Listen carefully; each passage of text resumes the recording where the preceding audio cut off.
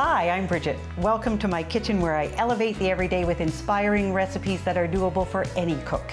Sometimes I think squash is my favorite vegetable of all. Today I'm sharing my two best roasted squash recipes. A simple salt and pepper squash and an acorn squash roasted with a tangy maple glaze.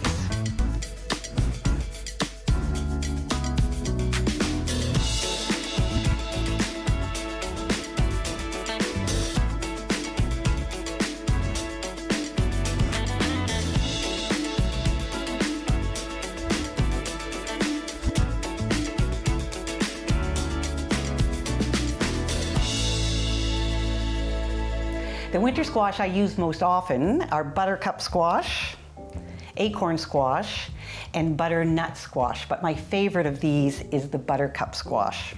Smooth and rich tasting, nutritious and versatile squash is a grocery staple for us from September to May. I know winter squash can taste cloying to many. The solution, in my experience anyway, is to vary the texture when you're cooking it, which is what we're doing with our first recipe today. In its simplest form, this is salt and pepper squash, cubed and tossed with oil, salt, and pepper and roasted. To add more texture, we'll roast it with sliced onions and some fresh herbs. This recipe is a little labor intensive, but it's well worth it. I usually get my husband to cut the squash for me, but as long as you're careful and have a good sharp knife, all will be fine.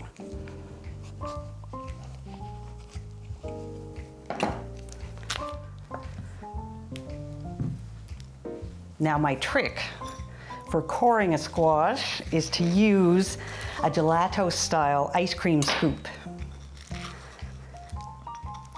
It cleans it smoothly and so easily.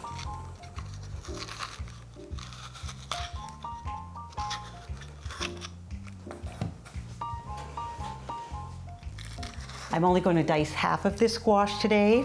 I'm going to save the other half to make a soup.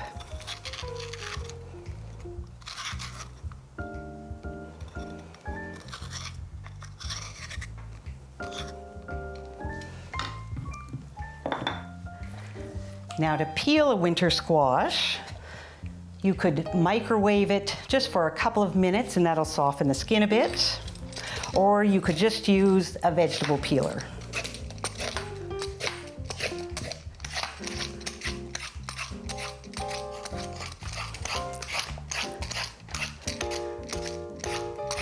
I want to peel it all the way past the shadow of green that lies just under the skin.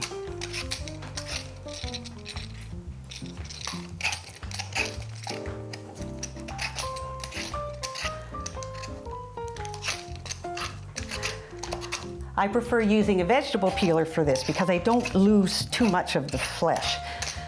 When I peel the squash with a knife, I end up losing a lot of the flesh. Now we're just going to cut it into cubes. Now you can decide the size of cubes that you want.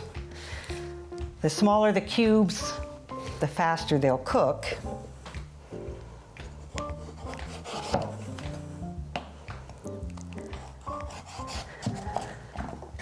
I'm going to cut my cubes into about 1-inch pieces. Now sometimes I'll dice them really small and they make a nice topper for soup.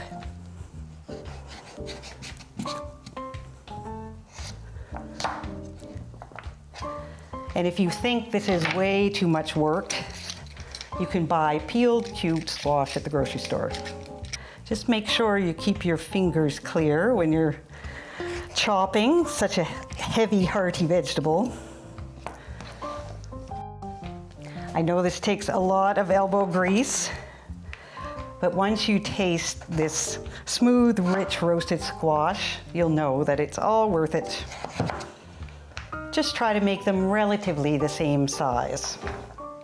Now that our squash is chopped, I'm just going to spread it on a parchment-lined cookie sheet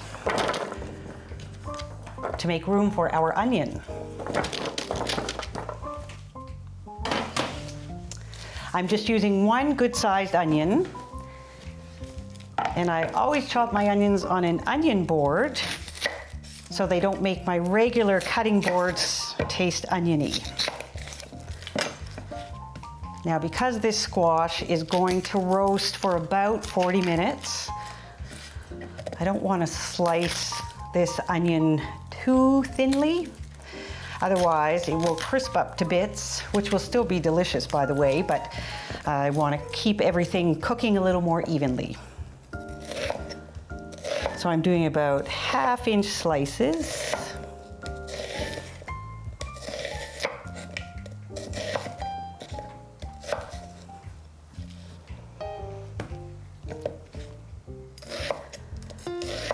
I'm just adding herbs with my onions, but you could always add a clove or two of pressed garlic as well. Now that our onion is prepped, we'll mix everything together.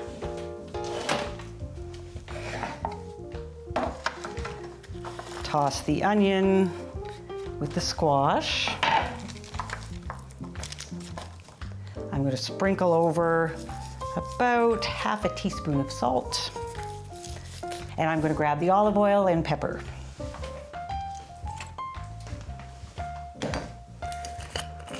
You can give it a liberal drizzle of olive oil. I'm thinking up to 2 tablespoons.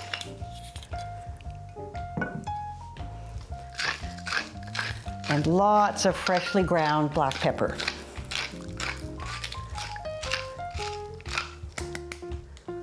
And finally, because I'm adding fresh herbs, I'm just going to pick them and put the whole leaves. I'm not going to chop these. Now you could use dried herbs with this as well, but I prefer fresh, so I'm using sage and rosemary. You don't need a whole lot, but it does make it fragrant. And then I will toss everything. I want to make sure that everything, including the herbs, is well coated with the olive oil. And you can break up any bits of onion that are still stuck together. I've preheated the oven to 375 degrees and we'll bake these for about 40 minutes, but I'm going to check them at 20 minutes and toss them a little bit. Now the goal is to try to have these in a single layer as much as possible. But remember, the vegetables are going to shrink a lot as they bake. And this is ready to go in the oven.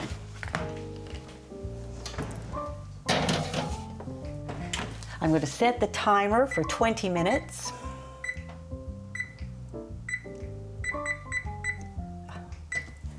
Now that we've got that in the oven, I'll tidy up and we'll get started on the maple glazed acorn squash. For the next recipe, we'll start by making a simple sauce. This is a magical sauce and the best way I know to add oomph to any kind of winter vegetable. It's a combination of 1/4 cup of butter, 1/4 cup of maple syrup, pure maple syrup. We'll add 2 tablespoons of cider vinegar. I use a good apple cider vinegar, unpasteurized and has lots of flavor.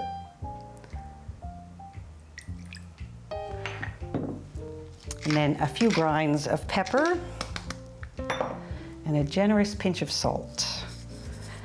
And we're just going to bring this to a simmer over medium heat and let it simmer for about 5 minutes.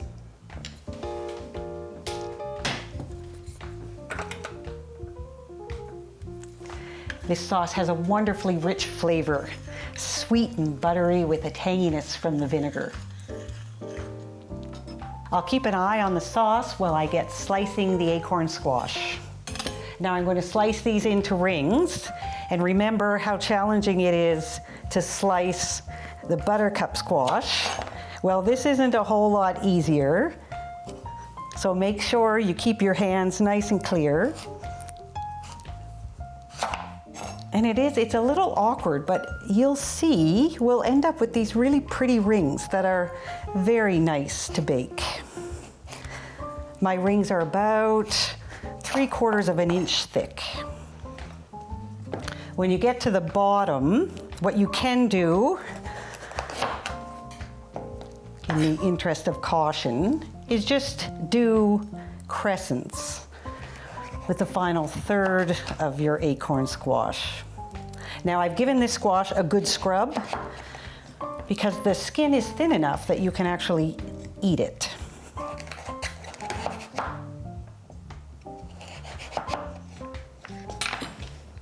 I'll just clear out the seeds.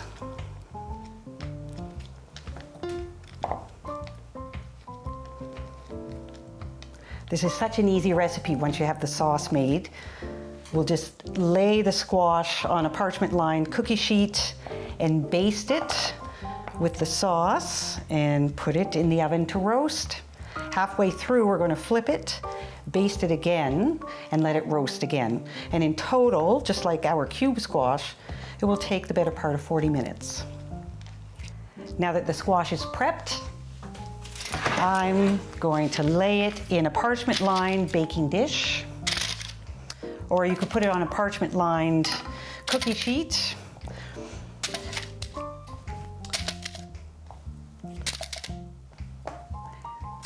And remember, like the other squash, it's going to shrink a bit while it cooks.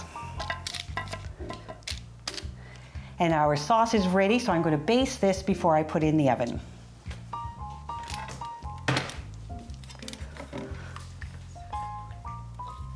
So this sauce simmered for about 5 minutes, and it smells delicious because it's sweet and buttery, but that tanginess from the cider vinegar is really beautiful.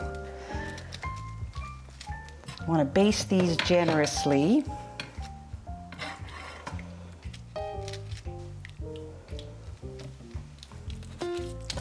And I'm going to flip them. So remember, I'm basting and flipping, basting and flipping.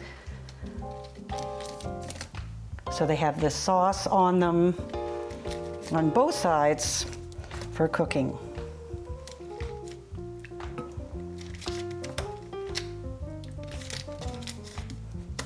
This sauce is so versatile. You can even use it in desserts. It's great on apple pie or apple galette. You can drizzle it over apple crisp. So we'll put these in the oven alongside our other squash. But the cube squash is ready to toss.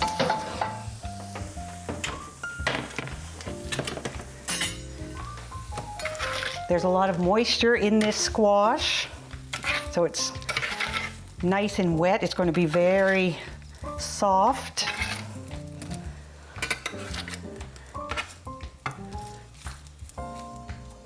It's been in about 25 minutes, and I would say it needs the better part of 15 minutes to finish cooking. Now you can let it crisp up a lot too if you want. And back in the oven. I've set the timer for 15 minutes and I'll tidy up while we wait for the squash to finish cooking.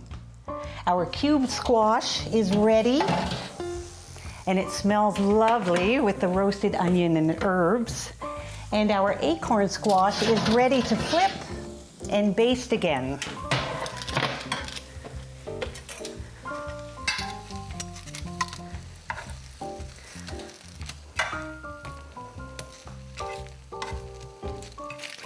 It won't need to cook much longer once we baste it again.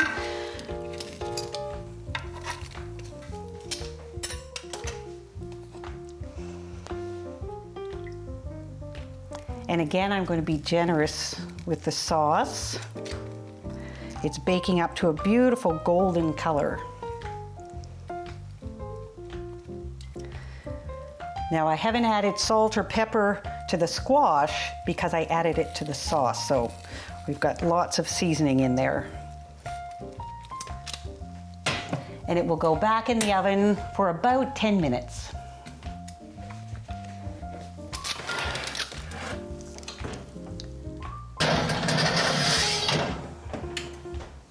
From cubed squash roasted with onions and herbs to maple-soaked acorn squash rings, squash adds flavor and color to all sorts of dishes. I hope you'll enjoy it more often now that you have new ways to prepare it. And don't forget, the tangy maple sauce adds oomph to all sorts of winter vegetables. Thanks for watching. Enjoy.